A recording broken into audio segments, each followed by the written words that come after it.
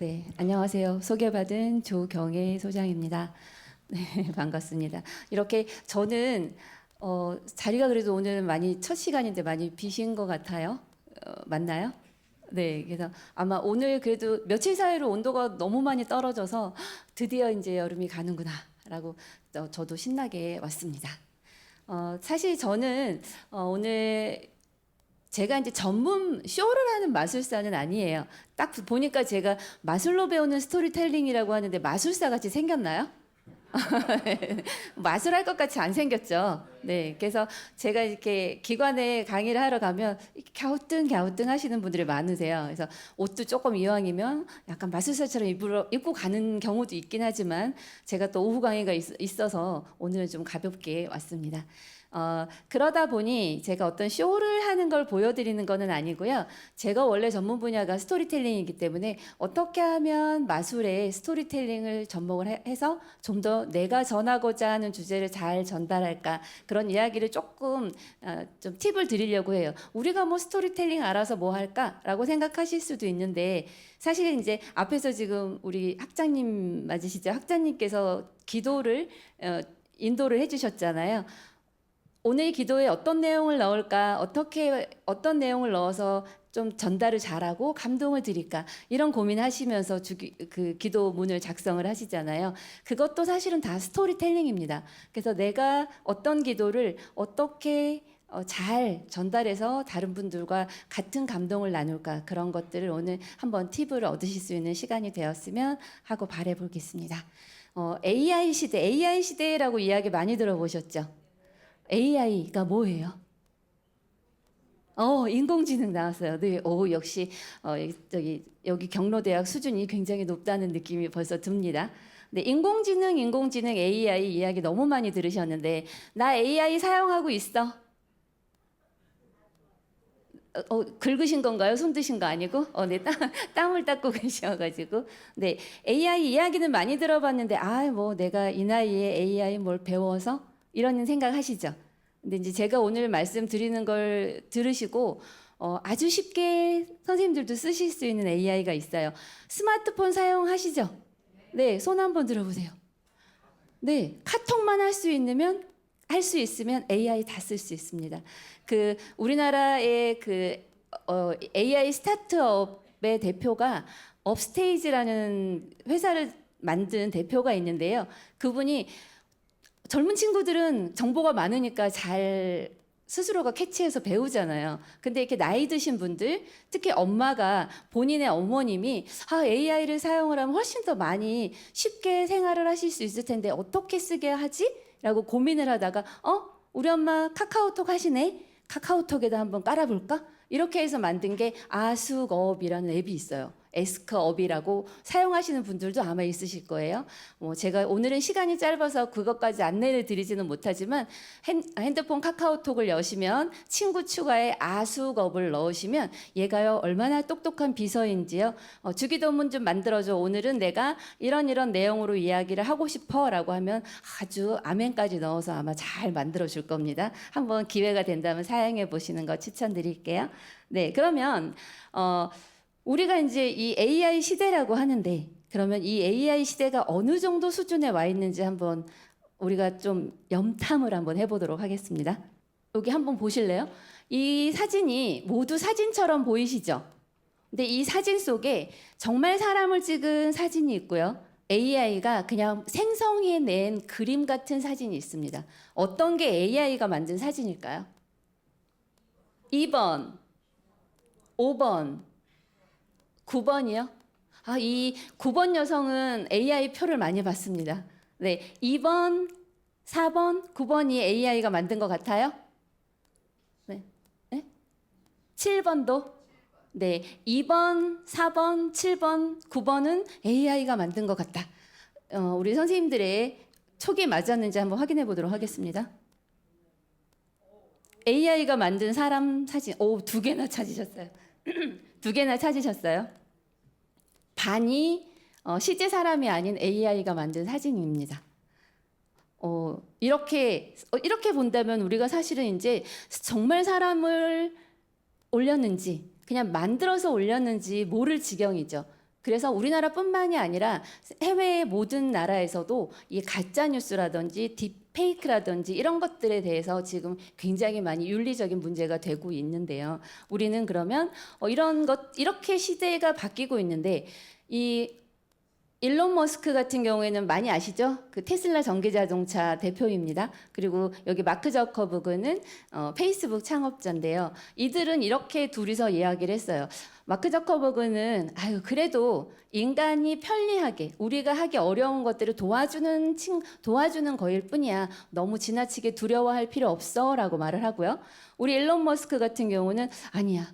이것 때문에 서로 좀 더 나은, 좀 더 앞선 기술을 획득하기 위해서 어쩌면 3차 세계대전이 일어날지도 몰라라고 우려를 나타내고 있습니다. 근데 사실 이 일론 머스크 같은 경우에는 사람 머리에 칩을 심는 그런 어떤 그 기술까지 다 개발해서 지금 앞서가고 있는 사람이거든요.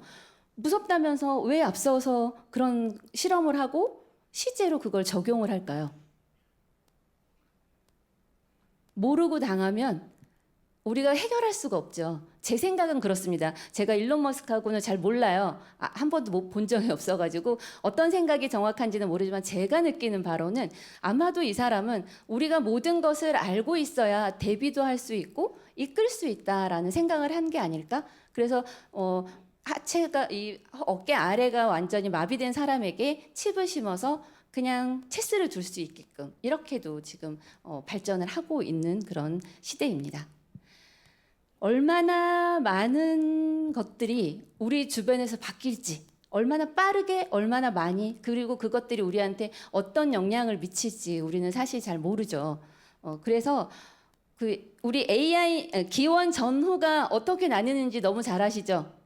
예수님 태어나신 전과 후로 나뉘죠. 그 다음에 저희 코로나 겪으면서 우스갯소리로 코로나 전후로 나눈다라고 이야기를 했습니다. 지금은 뭐라고요? AI 전후다. AI가 나오기 전과 후가 판도가 완전히 바뀌었습니다. 그렇기 때문에 이렇게 바뀐 판도를 저는 사실은 아까도 말씀드렸지만 여러 가지 컨텐츠를 가지고 강의를 하는 강사예요. 주로 인문학이라든지 스토리텔링이라든지 글쓰기 강의를 하면서 이런 것들을 마술도구나 이렇게 접목을 해서 강의를 하고 있습니다. 내 것만 고집하고 있으면 될까요? AI가 막 무섭게 발전하고 있는데 제가 왜 AI를 배우면서 이렇게 AI를 강의하는 인문학 강사가 되었냐면 내가 좀 더 쉽게 잘 쓸 수 있게 배우기 위해서 들어갔더니 이걸 좀 더 저처럼 전혀 모르는 또는 그래서 제가 지금 주로 강의를 중장년 이상으로 시니어분들을 대상으로 많이 하고 있는데요. 좀 따라오기 힘든 분들 그런 분들 제가 어려웠으니까 제가 버벅거렸으니까 좀 쉽게 다룰 수 있게 도와드리고 싶다라는 생각으로 제가 이렇게 강의를 AI를 접목해서 하고 있습니다. 아까 제 소개는 앞에서 해주셨으니까 제가 어디에서 속해 있는지 별로 안 궁금하시죠? 네, 그래서 그리고 제가 뭘 할 줄 아는지도 사실 별로 안 궁금하실 것 같아요. 그래서 저는 할 줄 아는 게 엄청 많습니다. 에너자이저거든요.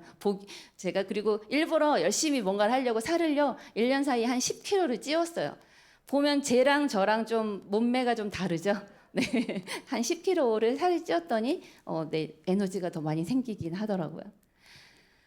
이런 여러 가지는 사실 선생님들이 막 다 복잡하게 이론적인 것까지는 아실 필요가 없고요. 또 알고 싶으면 아까도 제가 말씀드렸듯이 인터넷만 치면 다 나옵니다. AI가 뭔지 머신러닝이 뭔지 딥러닝이 뭔지 다 알려주거든요. 근데 여기서 우리는 그러면은 얘가 뭘 뜻하는 거지? 제가 이제 간단하게 이렇게 소개를 드릴게요. AI다, 인공지능이다. 그냥 사람처럼 기계가 뭔가 사람이 생각하고 행동하는 것처럼 그냥 흉내내서 하는 게 광범위한 전체가 인공지능이라고 보시면 돼요. 근데 그 안에 보면 머신러닝이라는 거는 이 기계한테 많은 데이터를 넣어서 그 안에서 유튜브나 이런 거 보시다 보면 인스타나 이런 거 보시다 보면 내가 귀신같이 내가 애들이 너무 예뻐서 애들 영상 클릭했더니 계속 애들 영상만 보여주는 거 경험해 보셨나요? 네, 이렇게 내가 뭘 하는지를 얘가 이렇게 딱 알고리즘을 파가지고 그것을 나한테 맞는 거를 이렇게 추천을 해주죠. 많은 데이터 안에서 그게 더 깊이 들어가서 이미지라든지 이런 것들도 다 인식을 하면서 나한테 필요한 것들을 좀 이제 끄집어내줄 수 있는 게 이제 딥러닝이라고 보신다면, 지금은 이 딥러닝이 된 것들이 나한테 AI 생성으로 여러 가지를 이미지나 글이나 영상이나 이런 것들을 만들어주는 그런 시대입니다. 텍스트만 이렇게 치잖아요. 그러면 이 그림도 제가 해변가의 모래 위에 뭐라고 했었는지 약간 프라이빗한 어떤 방갈로 같은 걸 만들어 주세요. 옆에는 뭐 야자수가 우거져 있고 푸른 하늘에 뭐 이런 거를 글씨로 넣으면 이렇게 제가 원하는 그림을 딱 만들어 줍니다. 우리 선생님들 어디 이미지나 이런 거 올리고 싶어도 요새는 저작권 엄청 무서워가지고 함부로 못 올리죠. 근데 내가 원하는 거 이렇게 아수겁에서도 그림도 만들어 주거든요. 그러면 이제 이렇게 쓸 수 있죠. 그리고 그림만 만들어 주는 게 아니고요. 이렇게 사진을 하나 딱 넣어요. 그러면 이 사진에 이렇게 나 애니메이션처럼 만들어줘? 이러면 애니메이션으로도 바꿔줘요. 저 닮았나요? 조금 비슷한가요? 옷도 비슷하게 입었죠. 요 친구랑 비슷하게 입었죠. 근데 이제 이것만 해주느냐? 그 다음에 봤더니 그 사진을 딱 넣었더니 이렇게 말도 해줘요. 어머, 이게 여기서 해야 되는구나. 안녕하세요. 너나올 스토리 연구소 조경혜 소장입니다. 네, AI가 저를 막 소개해주죠. 입도 막 움직여가지고 그냥 사진만 넣었는데 저렇게 막 해줘요. 그러니까 아까 제가 말씀드린 어떤 윤리나 이런 것들이 문제가 될 수 있겠죠. 이번에 광복절 기념으로 해가지고 그 독립투사들 이야기하는 거 영상 혹시 보셨나요? 네, 독립투사들 사진을 넣어가지고 실제로 지금 독립이 됐다는 거를 알려줬을 때 그 반응이나 이런 것들을 보여줬는데, 이제 일각에서는 그거는 좀 고인에 대한 좀 그렇다라고 이런 이야기들도 나오기는 합니다. 이렇게 기술들이 엄청 바뀌어 있어요. 그래서 지금 제일 많이 선생님들 주변에 들어와 있는 게 바로 이 키오스크가 아닐까라는 생각이 듭니다. 키오스크 막 다 사용하시죠, 지금은? 처음에 복지관에서나 막 이런 데서 키오스크 주적하는 거 강좌 굉장히 많이 열었거든요. 왜냐하면 이거 잘 이제 못하면 뒤에 줄 막 서 있는데 하다가 안 되고 이러면은 막 땀 나잖아요. 저도 가끔은 너무 복잡하게 되어 있는 거는 시간이 다시 갔다가 막 오기도 하고 하거든요. 근데 이런 것들이 이제 모르면, 테이블 위에까지 올라와 있는 애들을 모르면 이제 차 한 잔도 마시기 어려운 그런 시대가 되고 있습니다. 그런데 이렇게 판이 뒤집어져서 바뀌었는데, 그러면 우리는 어떻게 세상을 살아야 할까요? 그냥 제가 장자에게 배우는 인생 공부라는 책을 썼는데요. 이제 거기에서 이제 좀 들어간 이야기입니다. 우물가에 개구리가 살고 있었어요. 근데 어느 날 폭풍이 막 치면서 그 안으로 바다 거북이가 평 하고 떨어집니다. 바다 거북이 들어왔더니 그 우물 안이 얼마나 좁겠어요. 그러니까 다시 이제 바다로 가고 싶은데 이제 개구리한테 바다에 대해서 설명을 합니다. 야, 개구리야, 바다가 얼마나 넓은지 아니? 끝없이 수평선이 펼쳐져 있고 집채만한 파도가 치면 정말 큰 배가 막 뒤집어지기도 해. 이렇게 막 설명을 했어요. 개구리가 알아들을까요? 왜 못 알아듣죠? 예. 뭐 가본 적이 있어야 알죠. 뻥치시네 이러겠죠. 그러면 마찬가지로 여름에 맴 여름만 사는 매미에게 겨울을 이야기한다 한들 못 알아듣겠죠. 사람도 마찬가지입니다. 내가 가진 이 생각이 맞다라고 고집하고 내가 배운 지식만이 올바르다고 고집하는 사람에게는 다른 사람이 어떤 말을 해도 듣지 않죠. 그래서 우리는 세상을 어떻게 받아들이면 좋을까에 대해서 같이 좀 고민을 해볼 필요성이 있다. 그래서 세상은 변해가고 있는데 우리만 그 자리에서 고집하고 있다면 뭔가 발전할 수 없겠죠. 그래서 뭔가 새로운 게 있으면 궁금해하시고 왜 이렇게 되는 거지? 질문도 해보시고 그리고 한번 도전도 해보시고 그런 선생님들이 되셨으면 좋겠다는 생각을 해봅니다. 그러면 이제 구체적으로 그럼 이런 AI 시대를 어떻게 살아갈까 한번 같이 이야기를 나눠볼게요. 여기 지금 로봇이요, 아이컵이라는 애인데 이탈리아에서 160억 원을 들여서 만든 휴머노이드 로봇입니다. 표정이 벌써 예사롭지 않죠? 손 보세요. 사람을 이렇게 어루만지는 게 벌써 거기에서부터 감정이 느껴진다는 생각이 들 정도로 굉장히 정교하게 만들어져 있습니다. 네. 세 가지 정도를 본인이 어떤 가치관을 세우고 새로운 것들을 받아들이면 참 좋겠다라는 생각을 해봅니다. 뭐라고 써 있나요? 자기주관, 자기본성, 네, 탁월성. 고흐는요. 여러분들 빈센트 반 고흐 잘 아시죠? 네, 한국인이 사랑한 화가입니다. 이 빈센트 반 고흐는요. 한 번도 정식으로 미술 교육을 받아본 적이 없어요. 그냥 혼자서 원래 이제 대대로 목사 집안에 본인도 목사 연수를 받다가 뭐 여러 쫓겨나기도 하고 탄광촌의 선교사로 선교사로 이제 파견이 되기도 하고 거기서도 또 쫓겨나고 뭐 이런 아주 다채로운 그런 일들을 겪은 분인데요. 그 탄광촌에서 목판으로 그림을 그리면서 그냥 혼자서 그림을 그리셨던 분이에요. 근데 이제 아시겠지만 뭐든지 기초가 탄탄하지 않으면 어떻게 되나요? 어느 정도 선까지는 올라가는데 그 한계를 못 넘는 시점이 옵니다. 고흐도 마찬가지로 평생에 그림 딱 한 점 살아생전에 팔렸던 비운의 화가예요. 그러니 동생한테 생활비 받았으면서 아 나도 좀 팔리는 그림을 그리고 싶다 욕심이 생기겠죠. 그리고 좀 더 남들이 인정하는 그림을 그리고 싶다는 생각을 했을 것 같아요. 그래서 그 당시에 가장 유명한 화가인 쥘 브루퉁이라는 화가를 찾아갑니다. 사람 어른걸음거리로 한 하루면 갈 수 있는 거리를 일주일에 걸려서 토요일까지 갔다고 해요. 왜 이렇게 오래 걸렸을까요? 저는 이렇게 질문을 많이 해요. 네? 생각하느라고? 어떤 생각을 했을까요? 네? 길 찾아가느라고 길치였나 보다요. 그죠? 빨리빨리 못 가고 막 이렇게 헤맸나 봐요. 또 어떤 분은 경치가 너무 좋으니까 그림을 좀 그리면서 가지 않았을까요? 라는 말씀도 하시는데요. 고민에 거듭합니다. 왜 고민을 했냐면 누군가한테 뭔가를 배운다는 건 온전히 그 사람 걸 다 받아들여야 되는 거죠. 내 거는 다 내려놔야 됩니다. 그렇다면 질브루탱에게 그림을 그린다면 스케치부터 색감부터 화풍을 다 질브루퉁을 따라가야 된다는 얘기예요. 고민했겠죠. 과연 이게 맞는 건가? 내 걸 버리고 다른 사람 걸 따라하는 게 맞는 건가? 고민을 했겠죠. 그래서 토요일까지 밤새 그 집에 도착해서도 돌고 돌다가 집으로 그냥 돌아갔다고 합니다. 그래서 동생한테 이런 편지를 썼다고 해요. 나 내 그림 그릴래. 다른 사람 거 따라하는 거 말고 그냥 내가 정말 그리고 싶은 내 그림을 그릴 거야 라고 동생에게 편지를 썼다고 합니다. 만약 그때 질브루퉁을 찾아가서 화법을 배웠다면 저희가 지금 그렇게 좋아하는 별이 빛나는 밤에라든지 이런 그림들은 볼 수 없었겠죠. 네. 이렇게 나만의 가치관, 나의 주관을 가지고 세상의 것을 받아들여야 됩니다. 여러 가지 좋은 게 많다고 무조건 받아들이면 내게 될까요? 나한테 어떤 게 맞는 건지를 골라내고 이게 참인지 거짓인지를 가려낼 수 있는 그런 눈을 키워야 되겠죠. 두 번째가 제가 앞에는 자기 주관이라고 했고 두 번째는 자기 본성이라고 했습니다. 오리가 뭘 잘하나요? 벌써 나왔죠, 다. 네. 수영도 잘해요. 잠수해서 자맥질도 잘해요. 심지어 날개도 있습니다. 이 정도면 퍼펙트하지 않나요? 근데 욕심이 생겼어요. 내가 달리기만 잘하면 이거 완벽한데. 그래서 달리기 연습을 열심히 했습니다.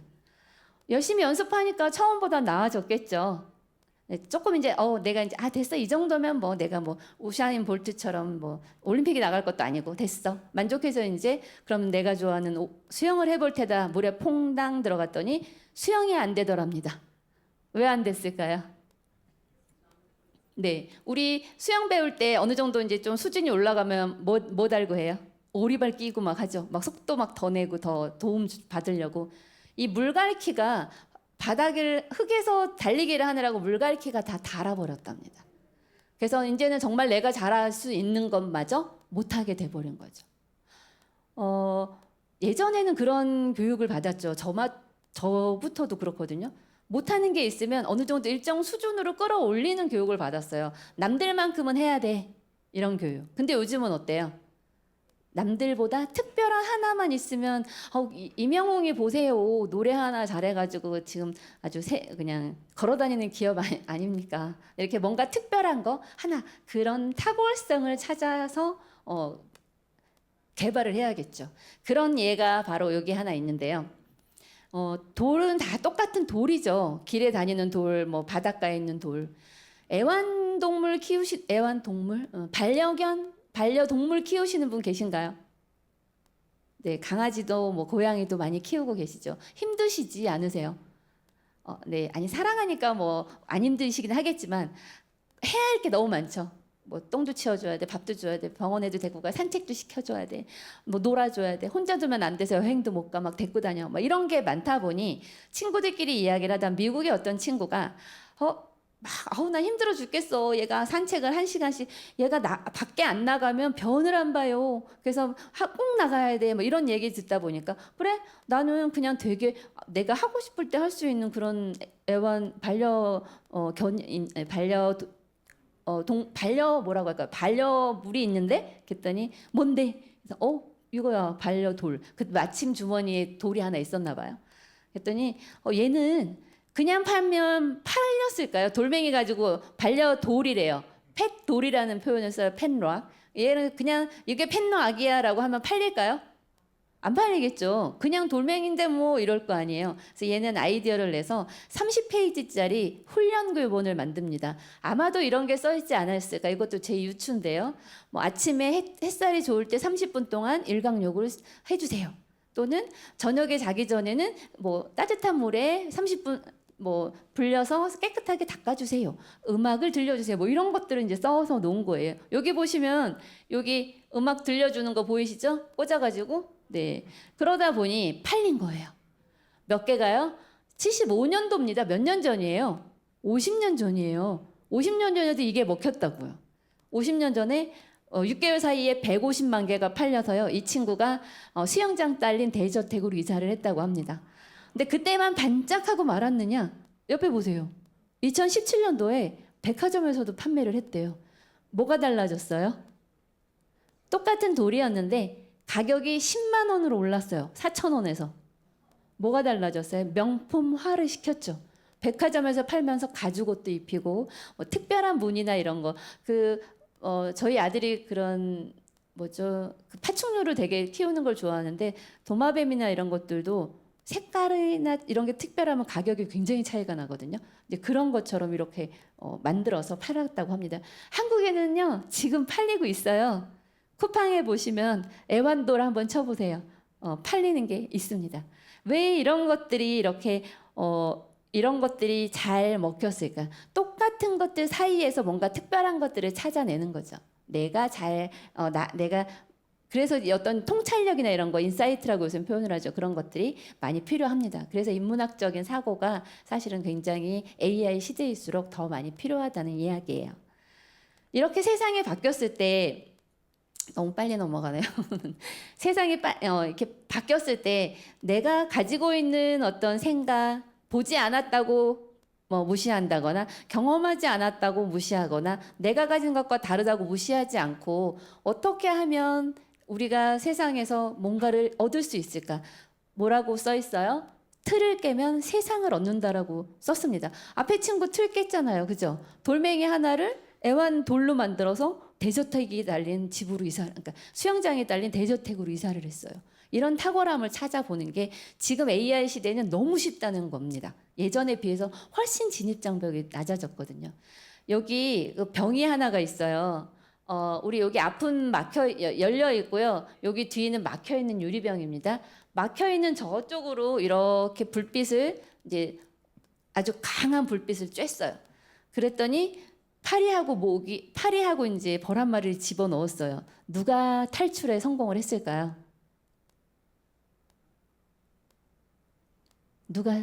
아무도 못 나왔을까요? 파리요? 왜요? 네? 파리는 기어다녀서 기어다니니까 찾아 나왔을 거다. 또 다른 생각 있으세요? 파리가 날씬해서 그러네요. 벌보다는 파리가 좀 날씬하네요. 네. 벌은 꽃에서 이렇게 그 꽃가루 이런 걸 해가지고 들어가서 놓고 나오죠. 꿀을 만들기 위해서. 나올 때는 어딜 보고 나와요? 밖을 보고 나와요. 그러니까 환한 빛이 있는 곳이 출구다라고 생각합니다. 이 고정관념을 못 깨고 계속 불이 있는 막힌 쪽으로만 나가려고 하다가 치다 이제 아마 뇌진탕으로 죽나 봐요. 죽나 봅니다. 근데 파리는 어때요? 얘는 그딴 거 없잖아요. 그죠? 막 자기 마음대로 막 돌아다니죠. 여기도 부딪혀보고 저기도 부딪혀보고 그러다가 우연찮게 평 하고 나올 수 있는 기회를 얻었다는 겁니다. 그래서 저희도 그냥 내가 가진 어떤 틀에 갇혀서 뭔가 새로운 것을 받아들이지 않는다면 요즘 젊은 친구들이 말하는 소위 꼰대가 될 수 있습니다. 근데 어른들뿐만이 아니라요. 요즘은 젊은 꼰대들도 엄청 많습니다. 네, 남의 말 절대 안 듣는 친구들 많아요. 그래서 그 꼰대라는 말에 화내지 마시고요. 아, 내가 좀 뭘 안 받아들였나? 그렇게 한번 생각을 해보시면 좋을 것 같습니다. 제가 이렇게 세 분을 모시고 왔어요. 네, 많이 아시는 원래는 이런 사진 쓰는 거 아닌 거 알아요, 그죠? 이거는 그래서 그리스도를 연상하게 하는 그림이다. 이렇게 하면 맞나요? 네, 그리스도를 연상하게 하는 그림하고요. 공자 모르겠어요. 그냥 공자라고 하죠. 공자. 그리고 저는 스티브 잡스를 굉장히 좋아했는데요. 이렇게 세 분이 왔습니다. 공통점이 있어요. 뭘까요? 세 분 다. 네? 능력 있죠, 그죠? 다 어떤 남자다, 다 돌아가셨다, 뭐 이런 얘기 많이 하시는데 세 분이 어떠신가요? 스토리텔링의 대가십니다, 그죠? 무엇인가 이야기를 통해서 사람들을 변화시키고 사람들한테 영향력을 미치는 분들이죠. 스토리텔링이라는 거는 아무리 강조해도 지나치지 않는 것 같아요, 불조심처럼. 그래서 스토리텔링은 뭐다? 내 이야기를 다른 사람들한테 얼마나 생생하게 또 잘 전달될 수 있도록 재미있게 만들 것인가. 그냥 말 그대로 어떤 이야기를 어떻게 할 것인가가 스토리텔링인데 어렵지요. 말 그냥 내가 속에 있는 말 그냥 거침없이 잘 나오시나요? 그래도 그 신앙인 분들은 이렇게 말씀을 많이 들으시고 그래서 기도도 많이 하시고 그래서 그런지 대체적으로 잘하세요. 저희 언니도 집사님인데요. 집에 오시면 말을 제일 많이 하거든요. 네, 그래서 잘 안 돼요, 스토리텔링이. 그래서 스토리텔링에는 요 세 가지 정도를 기억하고 있으면 좀 잘 만들 수 있습니다. 어떤 시간의 연속성에 의해서 이야기들이 전개가 되죠. 제가 오늘 이야기를 시작한다면 어제 대전에서 와서 오늘 엄만에서 자고 화정에서 전철을 타고 여기를 도착해서 이제 끝나면 또다시 제가 대전으로 가고 뭐 이런 이야기들은 어제부터 오늘까지 지금까지 이따가까지의 시간의 연속성 안에 들어있죠. 근데 그것들이 인과관계가 있어야 돼요. 괜히 왜 대전에서 서울에 왔어? 그냥 이 아니라 선생님들을 만나러 동신교회에 강의를 하러 왔어 하고 그 다음 강의를 위해서 대전을 또 가야 해. 뭐 이런 것들이 연계가 돼서 어떤 설득력을 가져야 되겠죠. 이게 스토리 라인이라는 표현을 합니다. 제가요, 그래도 마술로 여는 스토리텔링이라고 했으니까 그냥 또 마술도 하나도 안 하면 재미가 없겠죠. 네, 그래서 제가 한번 해보도록 하겠습니다. 마이크를 들어야 돼서 여기다가 놓고 해보도록 하겠습니다. 창세기에 천지창조 이야기 나오죠. 처음에 여기 보면 이렇게 천지창조를 하는 그 내용이 이렇게 적혀 있습니다.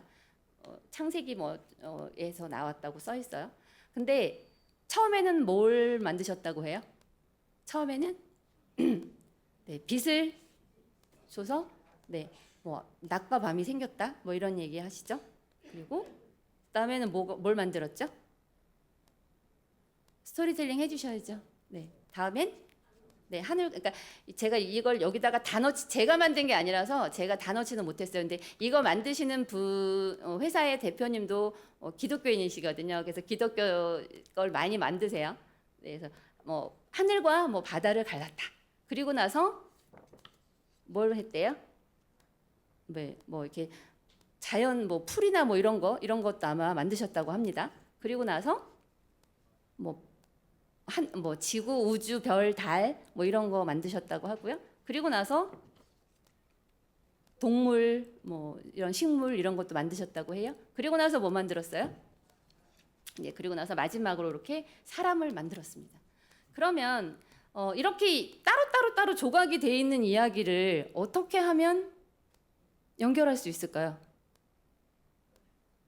제가 말씀드린 이게 지금 이것도 사실은 시간의 연속성에 의해서 첫날부터 쭉 나온 거죠.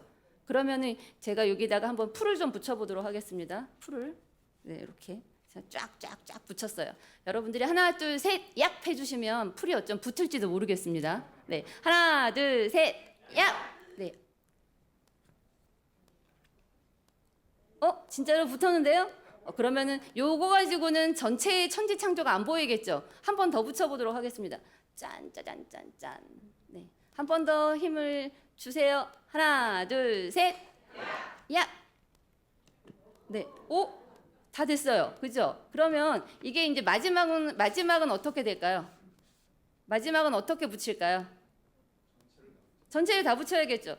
근데 이게 붙을지 모르겠네요. 좀 덜렁덜렁 거리는 것 같은데 어떡할까요? 자, 그러면 이번엔 좀 세게 야을 해주셔야 될 것 같아요. 자, 하나, 둘, 셋.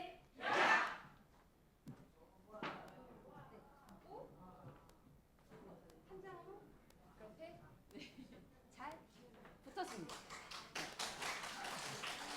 네, 이렇게 뭔가 뭔가 내가 지금 저는 스토리텔링 없이 그냥 하나하나 붙인 거를 하나하나 조각인 걸 붙였어요. 근데 만약에 우리 선생님들이라면 창세기 내용을 잘 알기 때문에 훨씬 더 스토리텔링 잘 하실 수 있겠죠. 저보다. 네, 이렇게 그냥 하기는 조금 어려운 것들도 이런 도구나 이런 걸 사용하면 좀 더 쉽게 재미있게 할 수 있더라.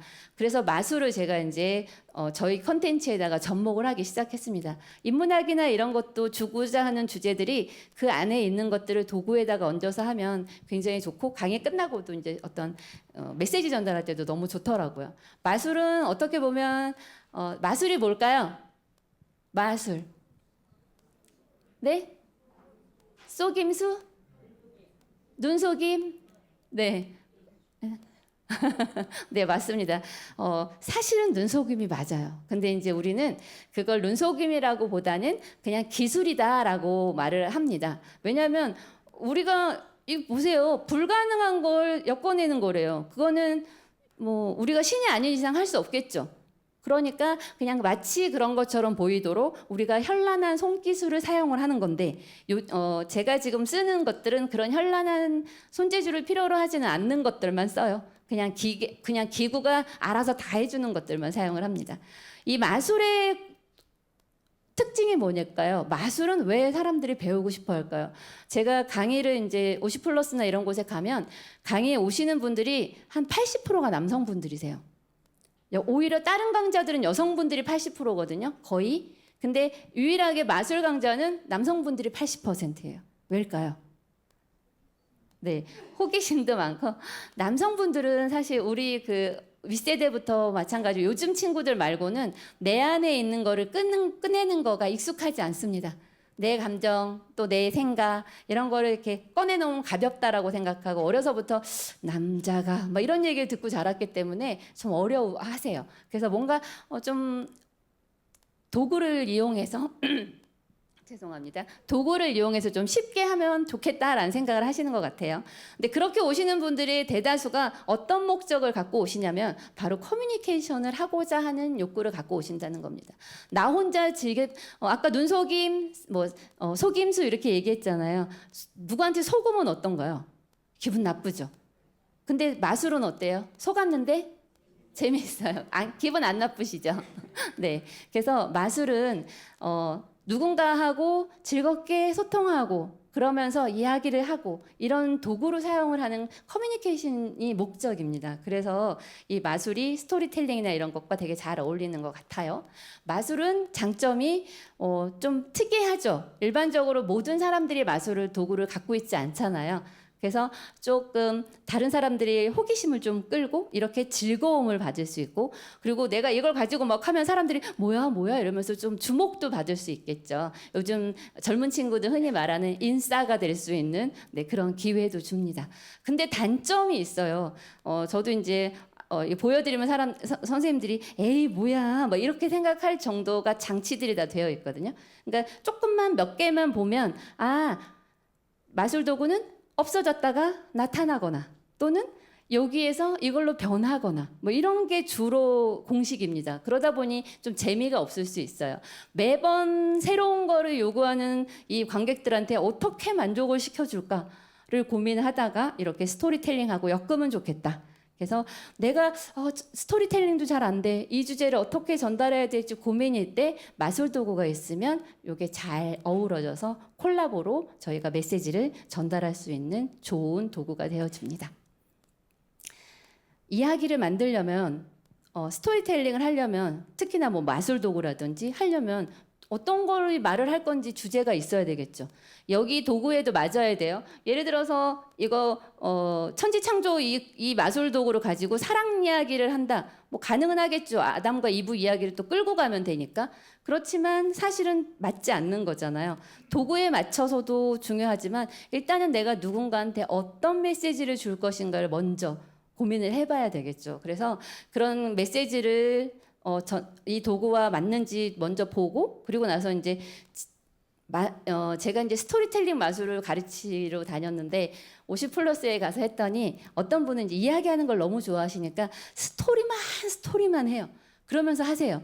그러면은 얘가 마술을 했는지 안 했는지를 몰라요. 재미가 떨어지는 거예요. 그래서 적절하게 이 뺄 거 빼고 빼는 게 어렵습니다. 더 하는 것보다. 그래서 그냥 극적으로 하려면 최소한 말을 좀 줄이고 확 그 중요한 부분의 마술을 딱 한다거나 이런 것들이 조금 필요해요. 사실은 이 부분은 제가 선생님들한테 마술을 알려드릴 건 아니기 때문에 이거는 그렇게 중요하지는 않습니다. 그래서 이왕이면 좀 멋지게 폼도 크게 해야 사람들이 시선이 좀 뺏기면 속임수도 잘 쓸 수 있습니다. 그러면 이 스토리텔링은 이제 아까 제가 주제가 있어야 된다고 했잖아요. 그럼 어떤 주제를 이야기할까? 머릿속으로는 이렇게 그림이 그려졌어요. 내가 이 장면을 떠올리면서 이 이야기를 해야지. 근데 어디서부터 어떻게 이야기를 해야 될지 모르겠어. 그럴 수 있죠. 그러면 저희가 여기서 키워드들을 먼저 한번 뽑아내 보는 겁니다. 이게 이제 예를 들어서 기도문을 만든다라고 생각해도 마찬가지예요. 오늘은 예를 들어서 경로대학 개강에 대해서만 생각을 했는데 그림은 그려지는데 어디서부터 어떻게 시작해서 끝내야 될지를 모르겠다고 할 때 이런 방법을 키워드 찾기를 써보시면 좋아요. 그림을 보니까 어떤 게 좀 떠오르세요? 엿장수. 옛날에 짤깍 엿장수들 리어카 끌고 왔었죠. 네, 어떤 장면인 것 같아요? 엿장수가 왔는데. 네. 아이들이 막 집에 있는 꼬물들 막 다 들고 와서 보니까 근데 또 어떤 것 같아요? 계절은 여름인 것 같아요. 막 이렇게 이거 여름인 것 같아요. 이렇게 막 나시도 다 해진 나시도 막 있고요. 삼배 옷 입으신 엿장수 아저씨. 여기 안에는 되게 많은 이야기들이 들어있겠죠. 사람마다 아이마다 생각하는 것도 다 다르겠죠. 그거를 이제 한번 끄집어 내보는 겁니다. 저는 이렇게 한번 해봤어요. 여기 보시면 여기 보시면 얘는 손에 찌그러진 양은 냄비를 들고 있어요. 그리고 얘네는 보니까 하얀 걸 뭘 들고 있는데 여치기 해보셨어요? 네, 여치기 팍 하고 하면 구멍이 누가 더 크나 하는 게 여치기잖아요. 그럼 여치기 얘네는 둘은 여치기 하고 있는데 표정을 보니까 제가 봤을 때 얘가 진 것 같아요. 꺼내서 보여주기 싫은데 빨리 보여달래. 어우씨 이러고 이제 보여주는 것 같아요. 그리고 얘는 왜 매달려 있을까요? 바꿔먹을 고물이 없는 애 같아요. 그죠? 그래서 여기 기다리다가 누가 하나 좀 얻어 먹을까? 아저씨가 불쌍해서 하나 줄까? 기다리는 애 같아요. 그리고 얘는 보니까 아저씨가 병을 들고 있어요. 유리병을. 그러니까 아마도 주고 나서 많이 주세요. 그러고 이제 조르고 있는 애 같아요. 그리고 이제 여기 좀 이제 엽기적인 아이가 한 명 등장합니다. 저 뒤에 여기 애가 보이시나요? 뭘 새끼줄에 뭘 꽈가지고 끌고 오고 있어요. 자세히 보시면요, 가마솥입니다. 네. 가마솥을 끌고 오고 있어요. 네, 가마솥 낑낑대고 이제 끌고 오면서 얘는 속으로 근데 어떤 생각을 하면서 끌고 올까요? 이야. 가마솥을 갖다 주면 저기 있는 저 엿을 통째로 다 주지 않을까? 뭐 이런 기대를 하고 오겠죠. 이 안에는 정말 무수히 많은 이야기들이 있습니다. 그거를 이제 저희가 키워드들을 뽑아보는 거예요. 그래서 우리 아까 얘기했던 어린 시절 엿장수, 고물, 여치기 이런 것들을 한 줄로 정리를 해보는 겁니다. 떠오르는 키워드들을. 그래서 한 줄로 어린 시절에 엿장수가 오면 고물과 엿을 바꿔서 여치기 하던 추억이 떠오른다. 한 줄로 여기 있는 키워드들 엮으면 이렇게 한 줄 만드실 수 있겠죠. 그러면은 기도문도 마찬가지잖아요. 뭐 예를 들면 오늘 경로대학 개강, 뭐 외부 강사 초빙 또는 뭐 이런 몇 가지 넣으면 오늘 개강 첫날인데 이렇게 나오겠죠. 근데 이거를 이제 조금 더 확장할 수 있겠죠. 그러면은 키워드들을 더 집어 넣으면 됩니다. 그러면서 이거를 좀 구체적으로 설명하면 돼요. 어렵지 않아요. 자, 어린 시절 뭐 보니까 여름 같았으니까 여름 방학의 일인 것 같아. 이거는 저희는 모르는 사실이잖아요. 내일이 아니니까. 내일은 다 떠오르겠죠. 본인의 일들은. 그러니까 훨씬 더 쉽겠죠.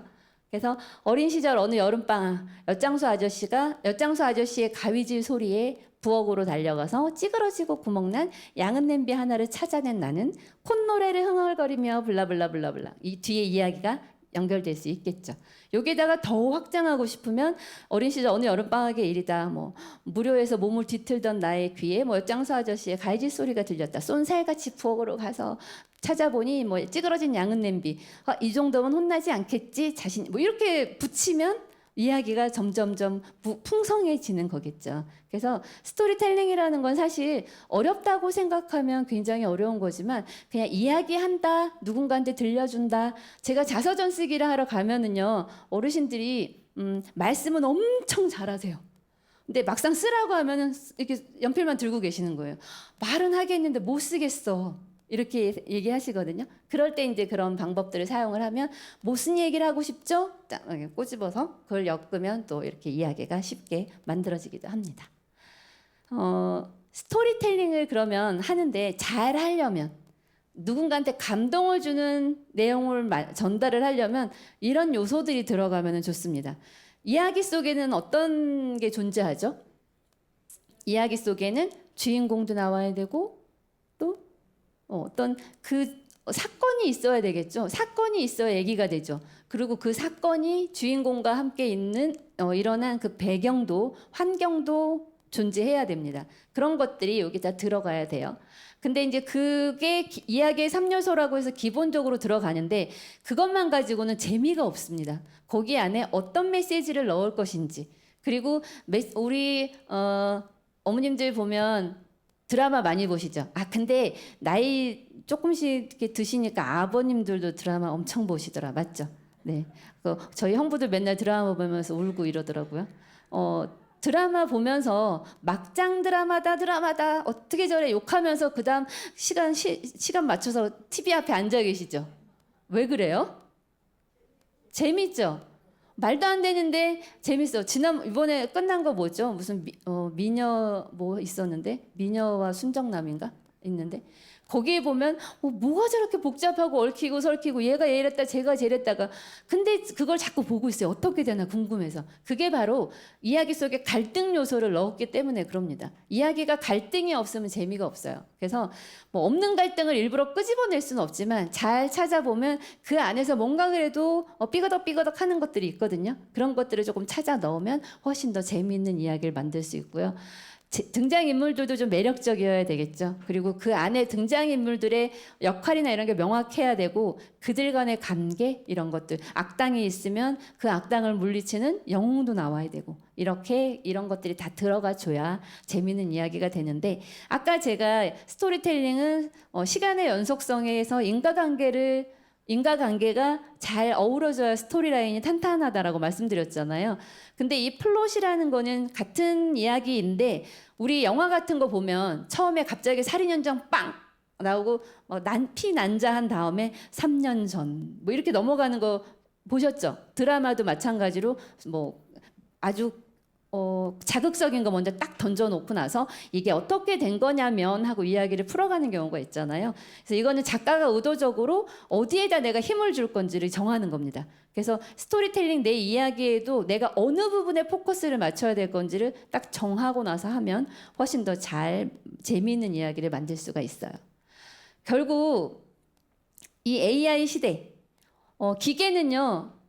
우리가 줘야 습득할 수 있어요. 우리가 데이터 안 주면 얘는 혼자서는 습득을 할 수가 없겠죠.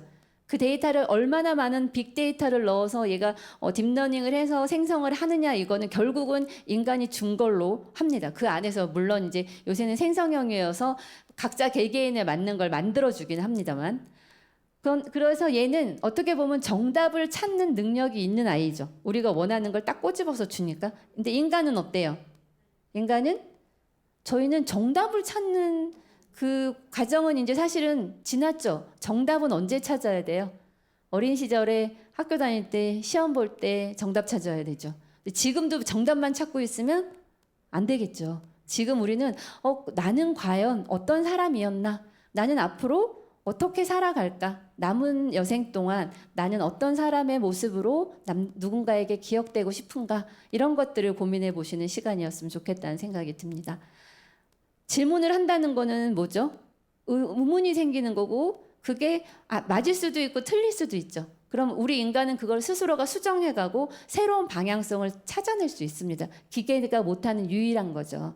그래서 아무리 AI 시대가 발전을 한다고 하더라도 결국은 인문학적인 사고, 통찰력, 인사이트라고 하죠. 이 통찰력과 어떻게 스토리텔링을 할 것인가, 나를 누군가한테 어떻게 보이고 또 다른 사람에게 나의 가치관을 어떻게 전달할 것인가가 중요한 시대라는 생각이 듭니다. 네, 제가 오늘 준비한 내용은 여기까지이고요. 시간 잘 맞췄죠? 선생님들이 사실은 제가 오늘 이렇게 와서 무슨 주제를 할까 고민을 하다가 이제 지금은 어땠거나 AI 시대이기도 하고 또 이제 연세가 많다는 이유로 좀 너무 그냥 손 놓고 계시지 않았으면 하는 마음에서 제가 이렇게 AI하고 좀 같이 풀어봤습니다. 도움이 되셨으면 좋겠다는 생각이 들고요. 네, 오늘 이렇게 너무 즐겁게 반응해 주셔서 정말 감사합니다.